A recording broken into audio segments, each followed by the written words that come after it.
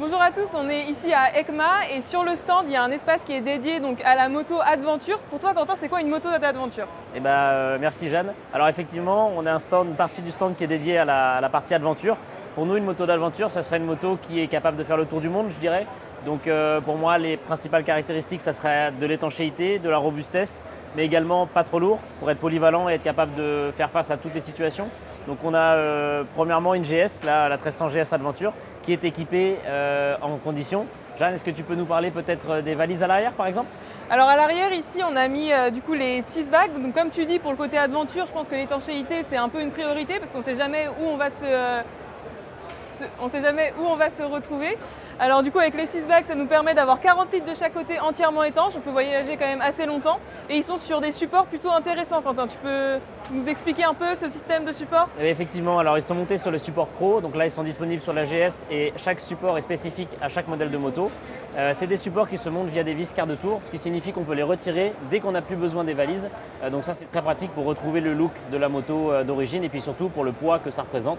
Parce qu'en général quand on voyage, c'est-à-dire peut-être de faire un peu de tout-terrain, et le poids c'est l'ennemi.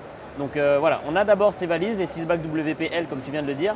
À l'arrière de la moto, on a monté un Adventure Rack et là on a choisi de mettre une solution qui est assez polyvalente et qui permet de venir faire un peu ce qu'on veut, puisqu'on a une sacoche de réservoir qui est montée à l'arrière.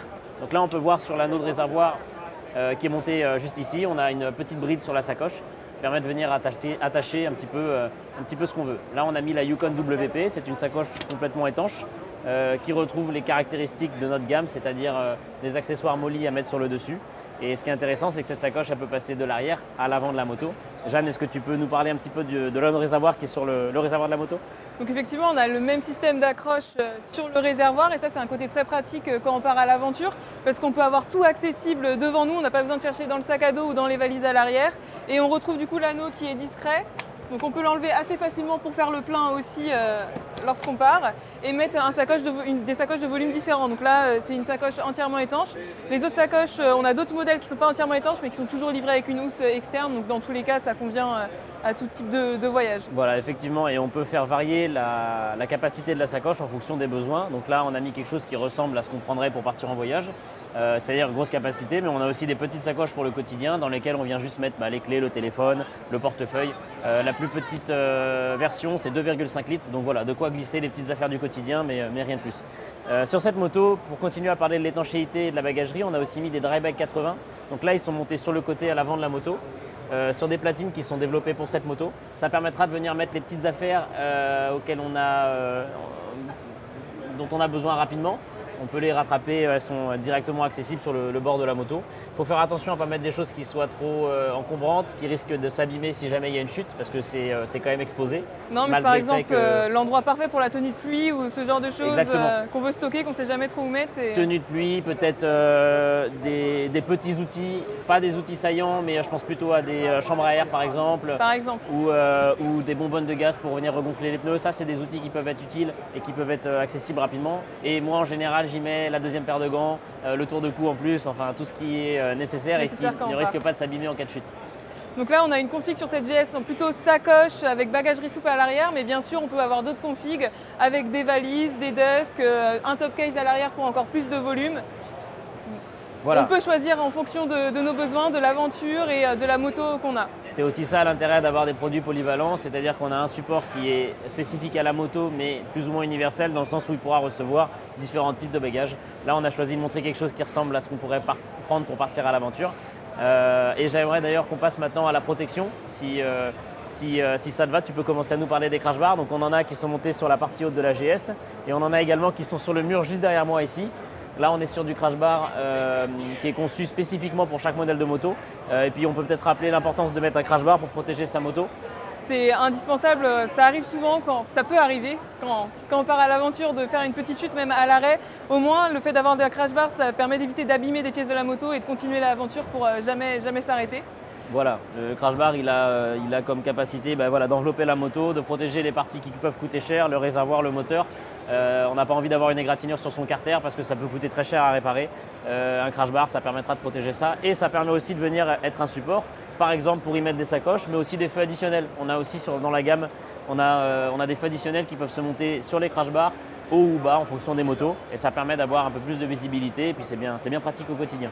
Donc au niveau protection aussi, on peut dire que le sabot moteur est un élément indispensable, on n'en a pas parlé et ça va souvent en combinaison aussi avec les pare-mains. La moto quand elle se pose sur les pare-mains, les Voilà. crash bars et le sabot moteur quand on roule pour les projections. Et exactement, à l'utilisation, on a régulièrement des parties de la route, des petits cailloux, enfin voilà, toutes sortes de choses qui peuvent venir être projetées sur le moteur. Donc le protéger par-dessous, c'est important. Si jamais on est un peu ambitieux sur un franchissement tout terrain, ça peut aussi arriver de se poser ou de gratter le sabot moteur. Ah, ça peut être important d'avoir de la protection. Chez nous, on fait toujours des protections qui sont le plus solides possible, avec un maximum de points d'ancrage pour permettre à la moto de se poser par exemple sur le sabot. Ça ne posera pas trop de problèmes, c'est fait pour ça. Et du coup, c'est vraiment, comme tu disais tout à l'heure, développé pour chaque modèle de moto. On reçoit toutes les motos à l'atelier, donc comme on a pu voir sur la GS, et tout est conçu en direct sur la moto, donc ça s'adapte parfaitement autant au montage, et du coup, c'est ce qui fait aussi que c'est robuste. Exactement, chaque produit qui est spécifique étant développé pour chaque moto, on a sur le site internet la possibilité de venir rentrer le modèle de moto, de sélectionner la date, l'année, le modèle exact, comme ça on est certain que c'est compatible avec sa moto, et on reçoit le produit qui va bien pour le bon véhicule. Et du coup, c'est exactement pareil pour les produits d'ergonomie, exactement. C'est spécifique. J'allais embrayer là-dessus, exactement. Pour l'ergonomie, là c'est simple à comprendre, on n'est pas toujours très à l'aise avec la position de conduite qu'on a d'origine sur la moto, parce que c'est simple, elles sont conçues pour être adaptées, universelles pour tout le monde.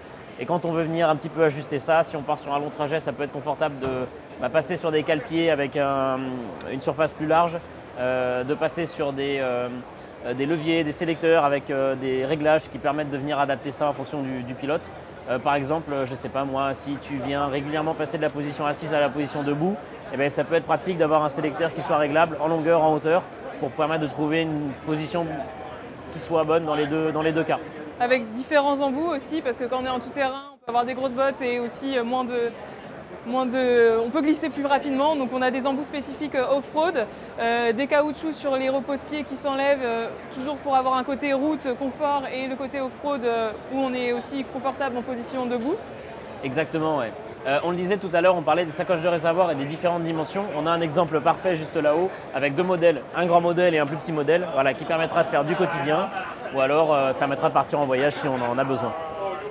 On peut voir juste ici aussi le support pro qui est monté sans sacoche, le même que ce qu'il y a sur la GS. Ici, il reçoit un petit adaptateur qui permettra de venir mettre encore plus de sacoches issues de la gamme. Exactement. Par exemple, donc là, on voit l'exemple du montage avec une plus petite sacoche. Et à côté, si on veut encore emporter plus de choses, on a les dry bags qui sont parfaits pour mettre sur la selle. Si on n'a pas de passagers, deux valises latérales, un top case plus un dry bag sur la selle, là on peut partir quand même assez longtemps. Je pense qu'on est pas mal. Et d'ailleurs, on peut aussi marquer le coût avec le dry bag. C'est une solution qui est économique et qui permet d'avoir un excellent rapport quantité-prix. Oui. Parce que voilà, c'est un sac tout simple en fait. Il est vendu avec les boucles qui permettent de le monter sur la moto. Ça coûte peu cher, c'est étanche, parfaitement étanche. Il suffit de le rouler, le système il est simple et efficace à utiliser. Et puis avec ça, on peut faire des tonnes et des tonnes de kilomètres, ça craint pas grand chose. Toujours étanche, donc pratique aussi pour les affaires de bivouac. C'est simple, c'est un compartiment grand, simple à ranger dedans. Donc, Exactement. Vous retrouverez tout ce qu'on propose pour la gamme Adventure et en général pour toutes les motos sur le site internet. Si jamais vous avez la moindre question à nous poser, n'hésitez pas à la laisser dans les commentaires, on y répondra avec plaisir. Si jamais vous êtes à EICMA, n'hésitez pas à passer nous voir sur le stand. Et en attendant, on vous souhaite une bonne journée et puis plein de plaisir au guidon de vos motos avec nos accessoires. À bientôt.